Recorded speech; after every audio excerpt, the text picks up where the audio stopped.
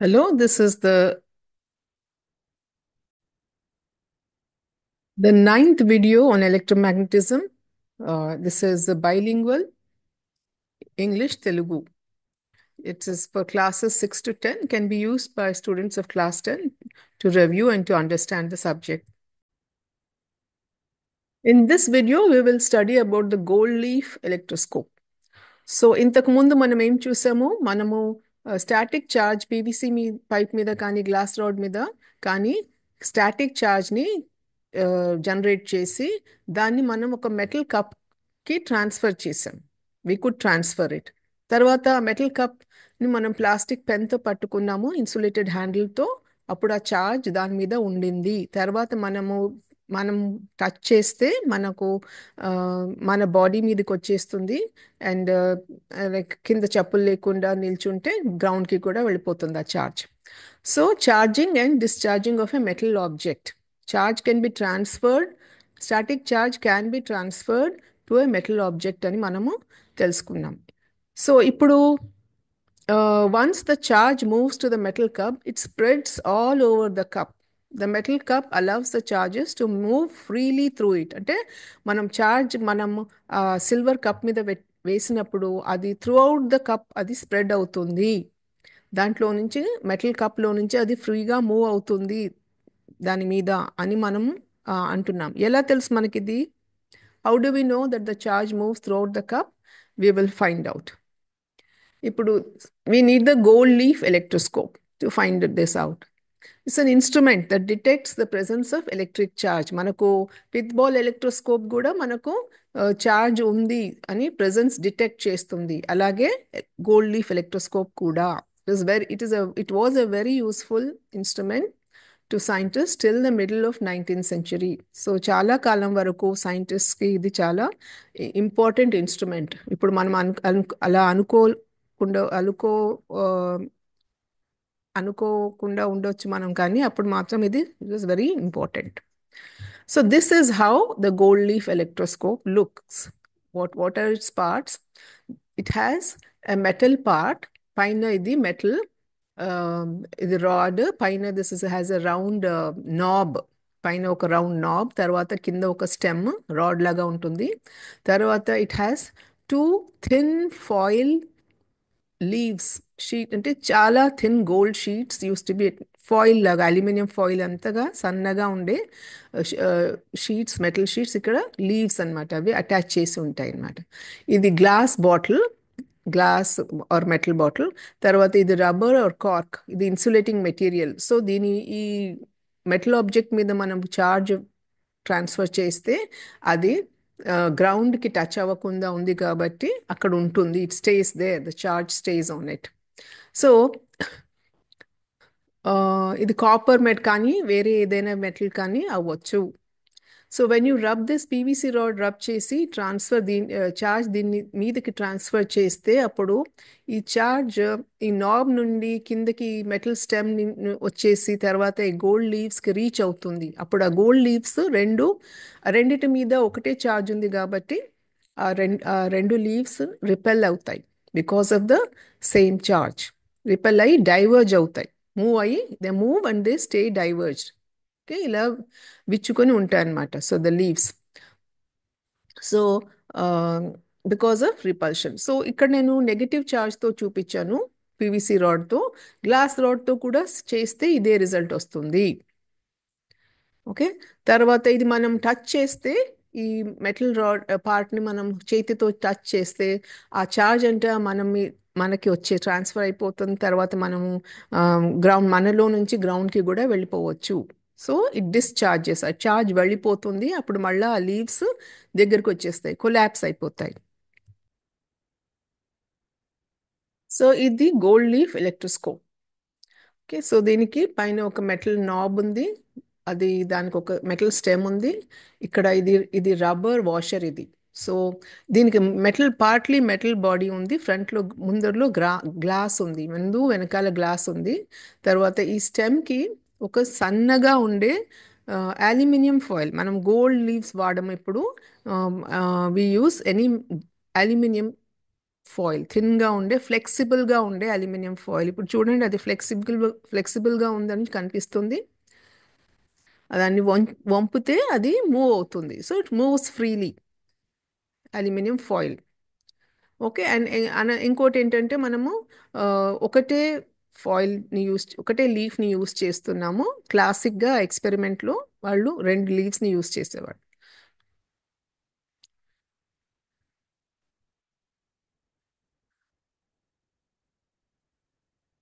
So ఇప్పుడు మనం charge చేసి, ఇప్పుడు ఎబనైట్ రాడ్ వుల్తో చార్జ్ చేస్తే ఇది నెగటివ్ చార్జ్ వస్తుంది, మనకు తెలుసు ఇంతవరకు, ఇంతకు ముందు చూసాం మనం.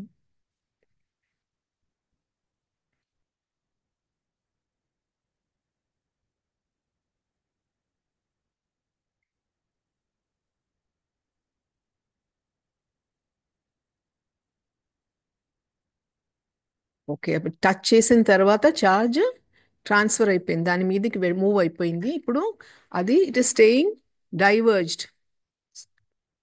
ఓకే. సో ఫాయిల్ దూరంగా వెళ్ళిపోయింది బికాస్ ఆఫ్ రిపల్షన్. ఆ స్టెమ్ నుంచి దూరంగా వెళ్ళిపోయింది because the charges moved to the foil and to that metal rod. So అవి రెండు డైవర్జ్ అయ్యి అది ఫ్లెక్సిబుల్గా ఉంది కాబట్టి అది మూవ్ అయిపోయింది. ఇప్పుడు నేను దాన్ని, ఆ మెటల్ నాబ్ని పైన నేను టచ్ చేస్తున్నాను చేయితో. చేయితో టచ్ చేసినప్పుడు అది ఆ చార్జ్ అంతా చెయ్యి మన మీదకి వచ్చేసి గ్రౌండ్, మనం చెప్పులు వేసుకోకుంటే గ్రౌండ్కి కూడా వెళ్ళిపోతుంది. సో ఇది డిశ్చార్జ్ అయిపోతుంది, చార్జ్ అంతా వెళ్ళిపోతుంది. అప్పుడు చూడండి, కొలాప్స్ అయిపోయింది లీఫ్, ఎందుకంటే చార్జ్ వెళ్ళిపోయింది. రిపల్షన్ లేదు, ఫోర్స్ ఆఫ్ రిపల్షన్ లేదు, స్టాప్ అయిపోయింది కాబట్టి అది వెనక్కి కొలాప్స్ అయిపోయింది. ఇప్పుడు నెక్స్ట్ మనము ఎలక్ట్రోస్కోప్ని గ్లాస్తో, ఇప్పుడు పాజిటివ్ ఛార్జ్ అనమాట. సో ఏ ఛార్జ్ అయినా మనము ట్రాన్స్ఫర్ చేయగలం కదా మెటల్ ఆబ్జెక్ట్ మీద. సో ఇప్పుడు గ్లాస్ తో మనం అది బోరోసిలికేట్ గ్లాస్ వచ్చి తయారు చేసిన గ్లాస్ జార్, అది సిల్క్తో రబ్ చేసి దాన్ని ఇప్పుడు మనము దాన్ని టచ్ చేసి కొంచెం, so I'm rubbing it to transfer all the charge.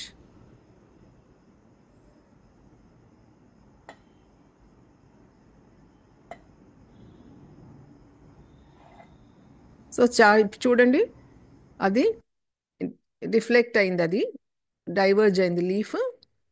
మళ్ళీ it is showing that it is the charge has move to the gold leaf, అది ద లీఫ్ ద ఫాయిల్కి అంతవరకు స్ప్రెడ్ అయిందని మనం చూడగలము. ఓకే, మళ్ళీ దాన్ని టచ్ చేసి, ఓకే, మనం చేయితో టచ్ చేస్తే అది కూడా డిశ్చార్జ్ అయిపోతుంది.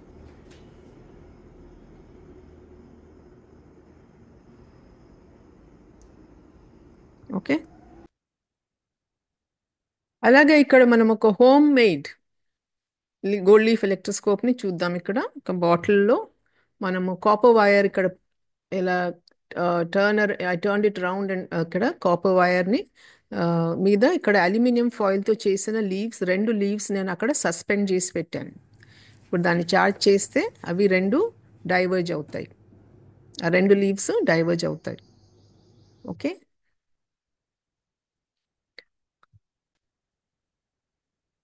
సో ఇలాగా గోల్డ్ లీఫ్ ఎలక్ట్రోస్కోప్ మనము వాడుకొని చూసాం. మనము చార్జ్ చేసాము, డిశ్చార్జ్ కూడా చేసాం. So when the electroscope is charge, the leaves diverge, they move away. Okay. And ఒకసారి చార్జ్ చేస్తే the leaves stay diverged for a long time, చాలాసేపు వరకు అవి అలాగే దూరంగా ఉంటాయి. అంటిల్ వి డిశ్చార్జ్, మనం డిశ్చార్జ్ చేస్తే మళ్ళీ కొలాప్స్ అయిపోతాయి. సో ఎంతసేపు వరకు అలాగా. ఓకే, సో మనం నాబ్ని టచ్ చేస్తే డిశ్చార్జ్ అవుతుంది.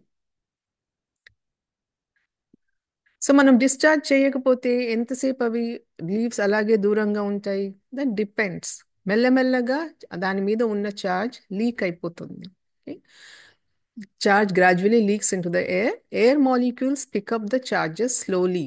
So water vapor in the air causes charge to leak. So అందుకే ఈ స్టాటిక్ ఎలక్ట్రిసిటీ ఎక్స్పెరిమెంట్స్ హ్యూమిడిటీ ఎక్కువ, గాలిలో తేమ ఎక్కువ ఉన్న రోజు మనం చేయలేము. The relative humidity should be less than 30-40%. అలా ఉంటేనే మనకు ఈ రిజల్ట్స్ కనిపిస్తాయి. లేకపోతే మనం ఛార్జ్ చేస్తూ తయారు చేస్తూ ఉంటే ఆ ఛార్జ్ అంతా లీక్ అయిపోతూ ఉంటుంది. ఇక్కడ ఈ మెటల్ కప్ మీద ఛార్జ్ ఉంది. ఈ గాలిలో దెర్ ఆర్ ఎయిర్ మాలిక్యూల్స్.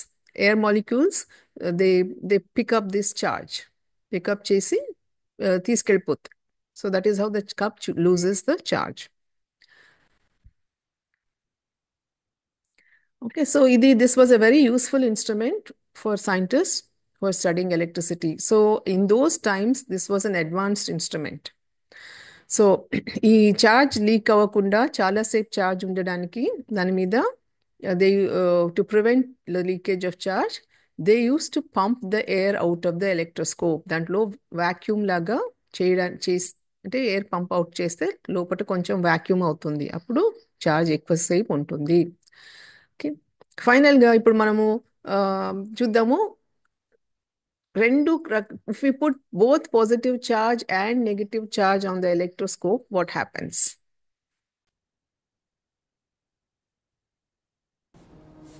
ఇక్కడ మనం ఫస్ట్ ముందుగా దీని మీద ఎబనైట్ రాడ్తో చార్జ్ చేసి చార్జ్ ట్రాన్స్ఫర్ చేద్దాం దీని మీదకి. గోల్డ్ లీఫ్ ఎలక్ట్రోస్కోప్ మీద we're depositing negative charge. Okay, so అది లీఫ్ డైవర్జ్ అయిపోయింది బికాస్ ద ఎలక్ట్రోస్కోప్ చార్జ్ అయిపోయింది కాబట్టి. ఇప్పుడు మనము ఒక గ్లాస్ రాడ్ని తీసుకొని ఎప్పట్లాగా గ్లాస్ విత్ సిల్క్ పాజిటివ్ ఛార్జ్ని మనము తయారు చేద్దాము. We're generating positive charge. ఇప్పుడు దాన్ని టచ్ చేస్తే పాజిటివ్ ఛార్జ్ కూడా దాన్ని మనం వేసినాం కాబట్టి ఇప్పుడు అది పూర్తిగా కొలాప్స్ అయిపోయింది, రైట్? సో నెగిటివ్ ఛార్జ్ వేస్తే డైవర్జ్ అయింది, తర్వాత పాజిటివ్ ఛార్జ్ వేస్తే కొలాప్స్ అయిపోయింది.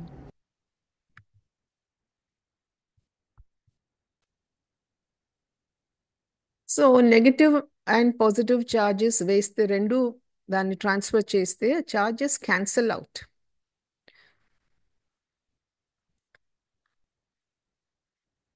So the charges cancel out each other. Okay, so that means మన ఒక ఆబ్జెక్ట్ మీద రెండు పాజిటివ్ అండ్ నెగిటివ్ ఛార్జెస్ రెండు ఉంటే it behaves as if it is not charged. Charge లేనట్టు బిహేవ్ చేస్తుంది, న్యూట్రల్గా కనిపిస్తుంది. ఓకే, సో ఇది ఆఫ్టర్ అబ్జర్వింగ్ దిస్ అది 17th 18th సెంచరీస్లో సైంటిస్ట్కి వాళ్ళకు then actual nature of electric charge తెలియదు.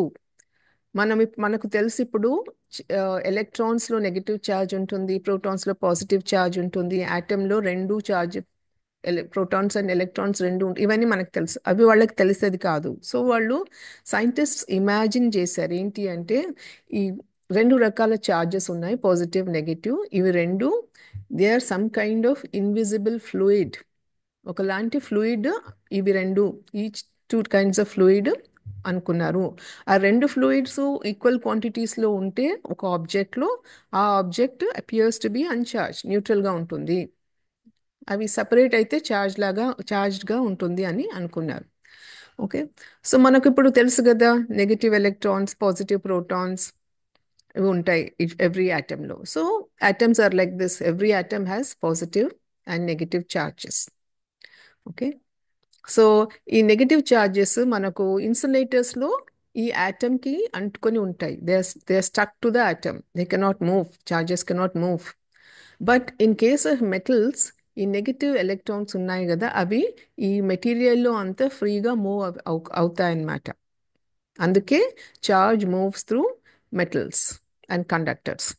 ఓకే, ఇన్ ఇన్సులేటర్స్ ఇవి బౌండ్ అయి ఉంటాయి, ఇవి కదలలేవు. ఎలక్ట్రాన్స్ ఇక్కడ నెగిటివ్ ఎలక్ట్రాన్స్ ఇక్కడ ఈ ఆటమ్ని వదిలి అటు ఇటు తిరగలేవు. ఓకే, సో ఇప్పుడు మనకు స్టాటిక్ ఎలక్ట్రిసిటీ ఎలా తయారవుతుంది? ఫ్రిక్షన్ వలన. వెన్ యూ రబ్, ఎప్పుడు మనం రబ్ చేస్తున్నాం కదా, రబ్ అంటే ఫ్రిక్షనే కదా. ఫ్రిక్షన్ వలన ఈ ఈ ఇన్సులేటర్ ఇట్ ఈస్ రబ్, ఏదైనా ఇన్సులేటర్ అనుకోండి, గ్లాస్ కానీ ప్లాస్టిక్ కానీ, దాన్ని రబ్ చేసినప్పుడు ఈ కొన్ని చార్జెస్ దీని మీద నుంచి ఆ మనం రబ్ చేసే క్లాత్ మీదకి మూవ్ అయిపోతాయి. దిస్ ఇస్ ట్రైబో ఎలక్ట్రిక్ ఎఫెక్ట్ అంటారు. ఫ్రిక్షన్ వలన చార్జెస్ ఆర్ సెపరేటెడ్. ఇక్కడ నుంచి చార్జెస్ సెపరేట్ అయిపోయి మనం రబ్ చేస్తున్న మెటీరియల్ మీదకి వెళ్ళిపోతాయి. అండ్ దట్ ఈస్ వై మనం ఇక్కడ కూడా ఈ మెటీరియల్ కూడా ఒక చార్జ్ వస్తుంది, మనం రబ్ చేస్తున్న మెటీరియల్కి ఆపోజిట్ చార్జ్ వస్తుంది. మనం చూసాం వులెన్ క్లాత్ పాజిటివ్గా, వులెన్ క్లాత్ స్ట్రా, మనం ప్లాస్టిక్ స్ట్రాని రబ్ చేస్తే తర్వాత woollen cloth plastic straw attract అవుతాయి. ఓకే, సో ఇవన్నీ మనకి ఇప్పుడు తెలుసు. ఎలా తెలుసు?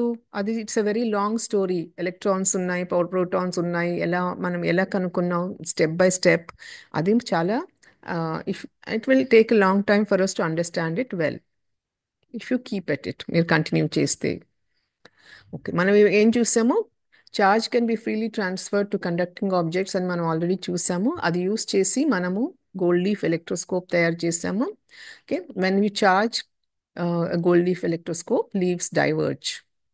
And when you touch the metal knob, మనం touch చేస్తే ఆ charge flows out, the electroscope discharges. Okay, and have when you deposit positive charge and then negative charge, both kinds of charges on the electroscope, the charges cancel out. Okay, we stop here.